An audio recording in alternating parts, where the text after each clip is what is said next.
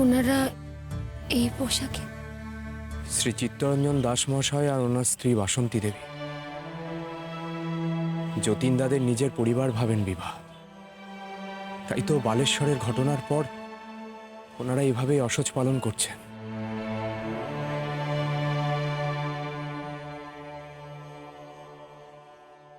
Sir আসুন।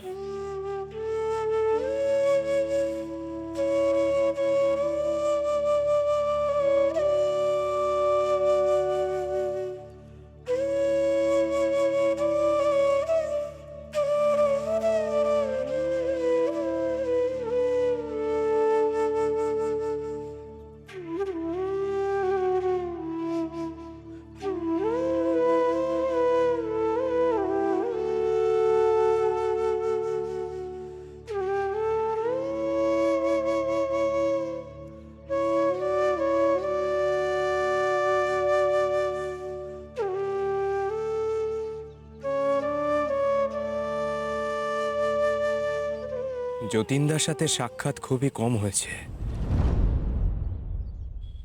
তবুও আমরা আমাদের মতো করে যতীনদার সম্পর্কে সকলকে জানাবো।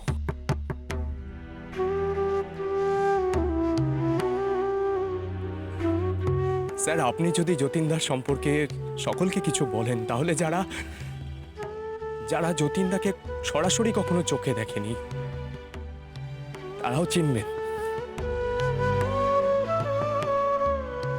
জানবেন যতীনদার কাজ সম্পর্কে।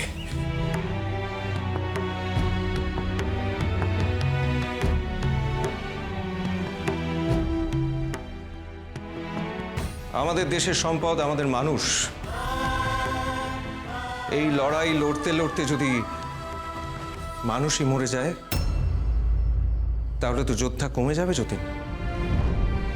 তাই সবার আগে আমাদের নিজেদের প্রাণ রক্ষা করতে হবে।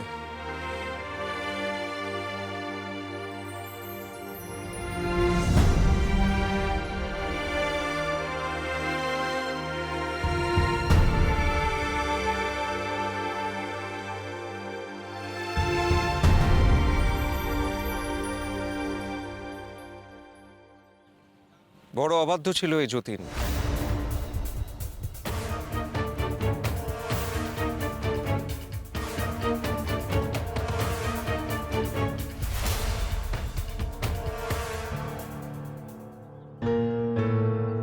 আমার কথা শুনলো না, কোনোদিন শোনেনি কারোর কথা। ছোটবেলা থেকে অবাধ্য হয়েছে জীবনের শেষ দিন পর্যন্ত। ভাবেনি কখনো সন্তানের কথা, নিজের পরিবারের কথা।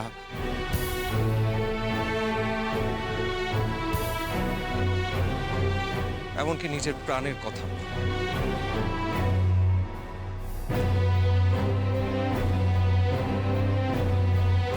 যতীনের জীবনের মূল মন্ত্র ছিল স্বাধীনতা।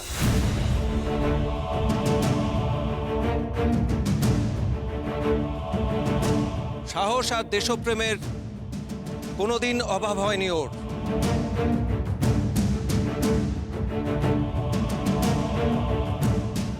ওর মতো কিছু অবাধ্য ছেলে আমাদের দেশে জন্মেছিল বলে এখনো আমরা স্বাধীনতার স্বপ্ন দেখি।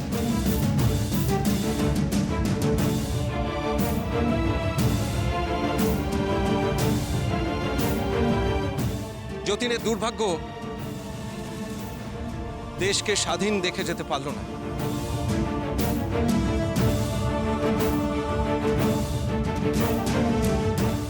কিন্তু দেশকে স্বাধীন করার স্বপ্ন নিয়ে সে জন্মেছিল। তাই আজ সে শহীদের সম্মান পাচ্ছে।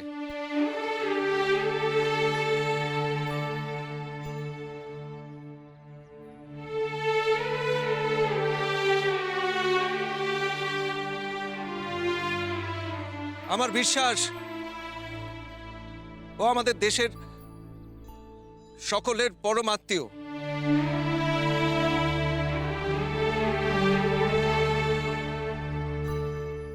আমাদের অসহ্য পালন করা উচিত।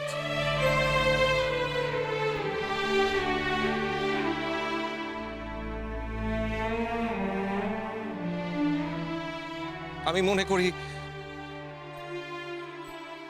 একাত্মবোধ ছাড়া দেশাত্মবোধ সম্ভব নয়।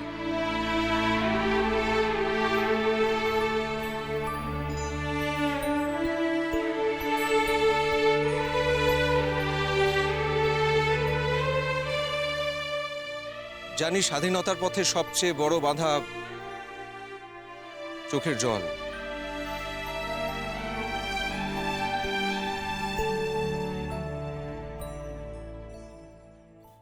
ভাই সন্তান সম হয়,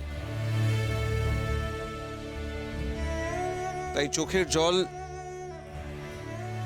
বাঁধ মানছে না।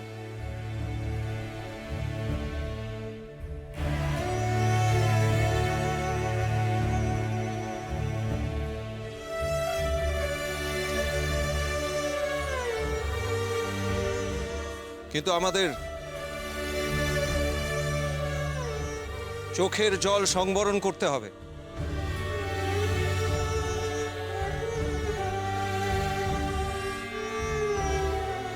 মৃত্যুর আগে যতীনকে কেউ চিনল না, এখনো কেউ কেউ ওকে ডাকাত বলে।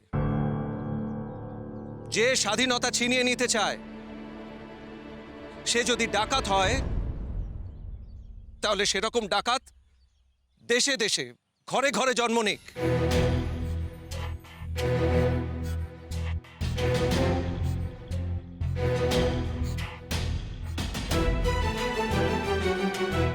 যতীন বলতো এই কথা। অভ্যুত্থানের পরিকল্পনা ভেস্তে যাওয়ার পর পুলিশ যখন ওকে হন্যে হয়ে খুঁজছে, আমি পরামর্শ দিয়েছিলাম যে কোনো উপায়ে বেঁচে থাকার জন্য।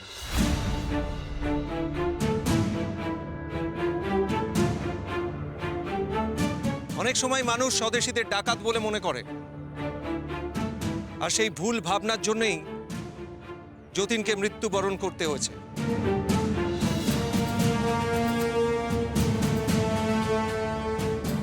বা বলা ভালো,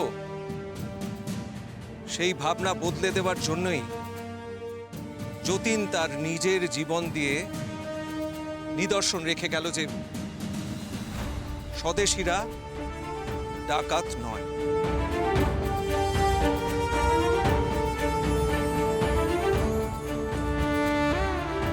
পরবর্তী প্রজন্ম যেন স্বদেশীদের ডাকাত বলে না ভুল করে।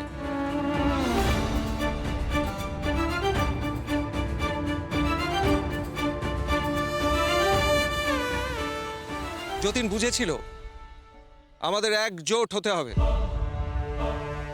না হলে আমরা দেশীয় শক্তিতে দেশকে স্বাধীন করতে পারবো না। আমাদের ভুল শুধরে নেওয়াটা প্রয়োজন।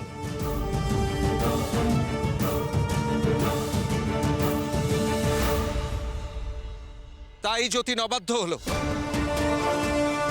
পালিয়ে না বেঁচে লড়াই করে বীরের মতো প্রাণ দিল।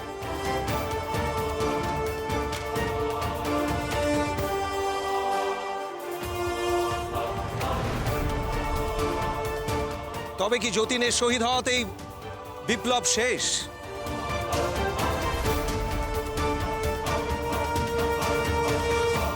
যতীনের বিশ্বাস ছিল তার অসমাপ্ত কাজ শেষ করবে নতুন প্রজন্মের কোনো তরুণ।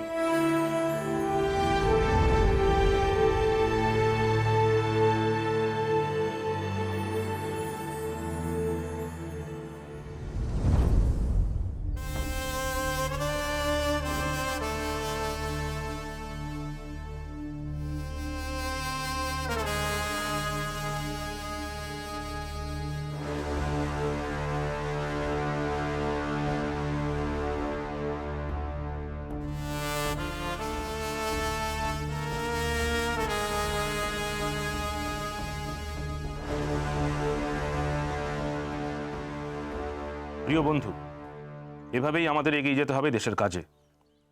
এভাবে দেশ থেকে উৎখাত করতে হবে ইংরেজদের।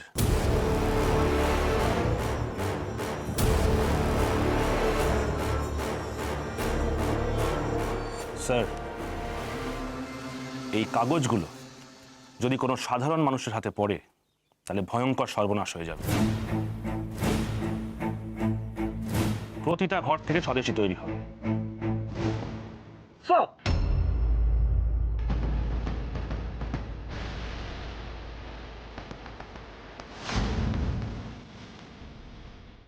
আপনি কি লাস্ট নাইট এখানেই ছিলেন? স্টেশনের নিকট তোমরা যখন এই পেপার্স গুলো খুঁজিয়া বাহির করিতে গিয়াছিলে, কেহ তোমাদের দেখিয়াছে? No, sir. Are you sure? ওখানে আর কোনো পেপার নাই? Yes sir. স্যার, স্টেশন চত্বরে বড় গাছ তেমন খুব একটা নেই। যতগুলো গাছ ছিল প্রতি কটা গাছ আমরা চেক করেছি এবং সমস্ত কাগজ আমরা উদ্ধার করেছি স্যার। স্যার, আপনি কি হোল নাইট জাগিয়া জতিনের এই রাইটিংস গুলো শুনিলেন? What did he say?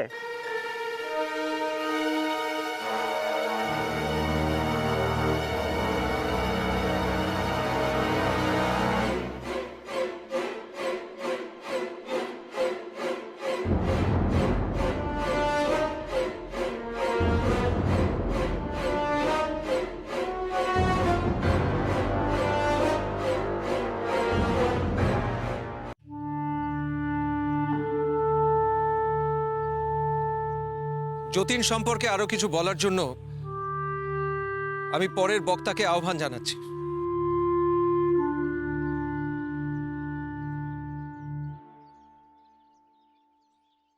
Subhash, এবার তুমি কিছু বলো।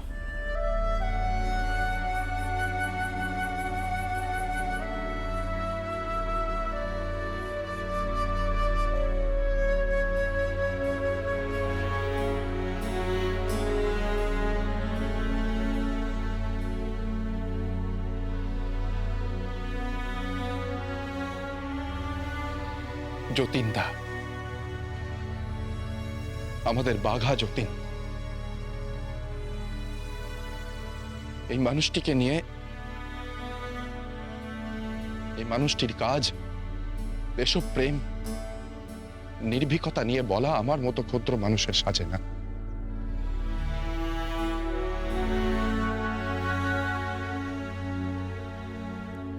যেই মানুষটি নিজের জীবনের শেষ নিঃশ্বাস পর্যন্ত সমস্ত প্রতিকূলতাকে উপেক্ষা করে নেতৃত্ব দিয়ে যেতে পারে, তার স্থান আমাদের সবার উপরে। স্বদেশীরা ডাকাত হয় না।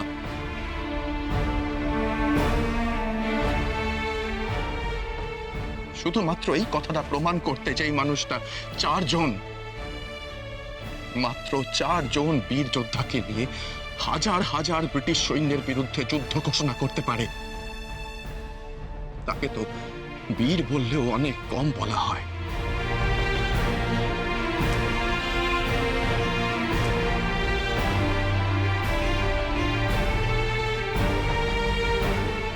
নিজের জীবন দিয়ে যতীনদা যেই দৃষ্টান্ত স্থাপন করে গেলেন তা সমগ্র জাতির চোখ খুলে দেওয়ার জন্য যথেষ্ট।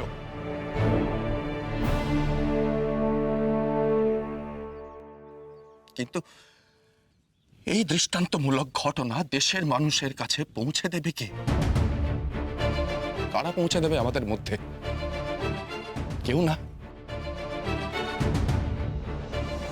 তাহলে কি আবার ভবিষ্যতে কোনোদিন আমার দেশের মানুষ স্বদেশীদের ডাকাত বলে ধরিয়ে দেবে?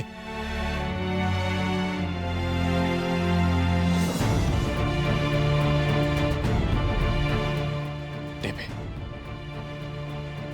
এরপরেও দেবে। কারণ এই স্মরণ সভার পর আমরা আবার যে যার বাড়ি ফিরে যাব, আবার যে যার জীবন যুদ্ধে ব্যস্ত হয়ে পড়ব। সময় যত এগোবে স্মৃতি ততই ফিকে হয়ে আসবে, আর সেই সাথে স্বাধীনতার আশাও ফিকে হয়ে আসবে। তারপর ভবিষ্যতে আবার কোনো একদিন আমার দেশের মানুষ স্বদেশীদের ডাকাত বলে ধরিয়ে দেবে, আর আমরা কিচ্ছু করতে পারবো না। আবার আমার কোনো স্বদেশী ভাই এইভাবেই পুলিশের গুলিতে প্রাণ হারাবে, আর আমরা কিচ্ছু করে উঠতে পারবো না। বড়জোর আমরা আবার একটা স্মরণ সভার আয়োজন করব।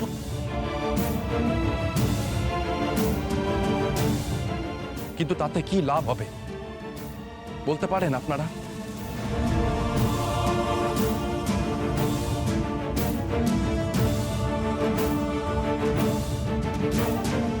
যতীনদার এই বলিদান যদি আমাদের শরীর, আমাদের মস্তিষ্ককে পীড়ন না দেয়, যদি এই ঘটনা আমাদেরকে যন্ত্রণা না দেয়, তাহলে আমাদের দেশ কোনোদিনও পরাধীনতার শৃঙ্খল থেকে মুক্ত হতে পারবে না।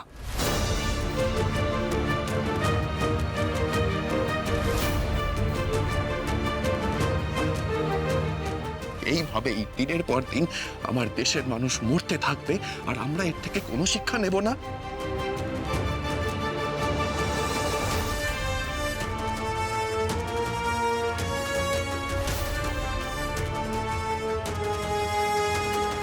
কিছুদিন আগে আমি আর হেমন্ত পরম গুরুর সন্ধানে উত্তর ভারতের রাস্তায় রাস্তায় ঘুরে বেরিয়েছি। তখন দেখেছি মানুষে মানুষে কি ভয়ঙ্কর বিভেদ।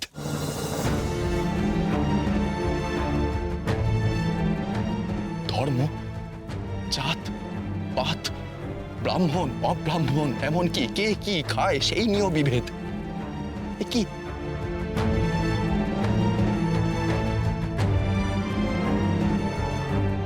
কিসের এত ভেদাভেদ? এতে তো ওই ব্রিটিশদের আরো সুবিধা হচ্ছে।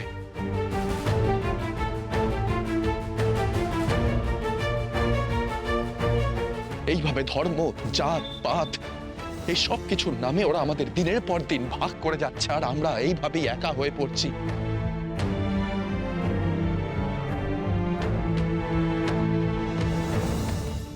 আমার মাকে আমি জিজ্ঞেস করেছিলাম,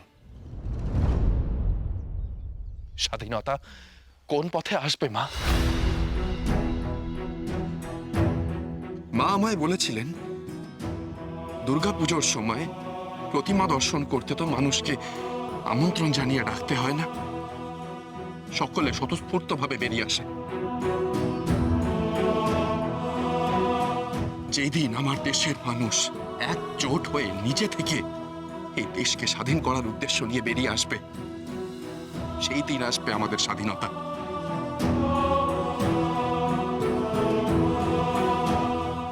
কিন্তু কারা এগিয়ে আসবে? যেই মানুষগুলো নিজেরাই ধর্ম, জাত, পাত এই সব কিছু নিয়ে বিভক্ত হয়ে রয়েছে, তারা।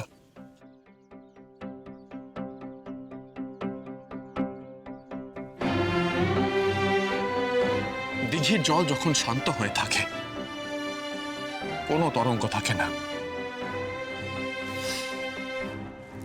জলে ঢিল মারলেই তরঙ্গ সৃষ্টি হয়।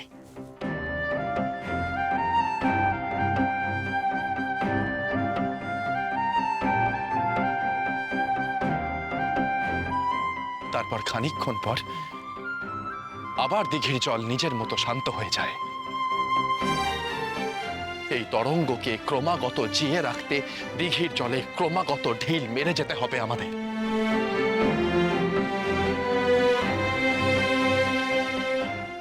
মানুষকে আরো সচেতন করতে হবে, এ দেশের মানুষকে আরো ঐক্যবদ্ধ করতে হবে আমাদের।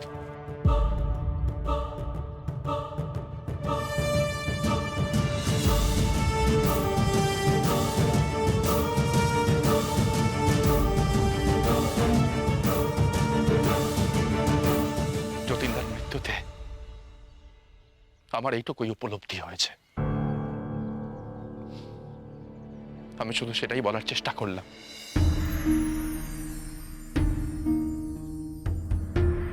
আর সব শেষে আমি একটাই কথা বলতে চাই, কি করে মাত্র 5টি হাতিয়ার 5000 হাতিয়ারের বিরুদ্ধে রুখে দাঁড়ালো।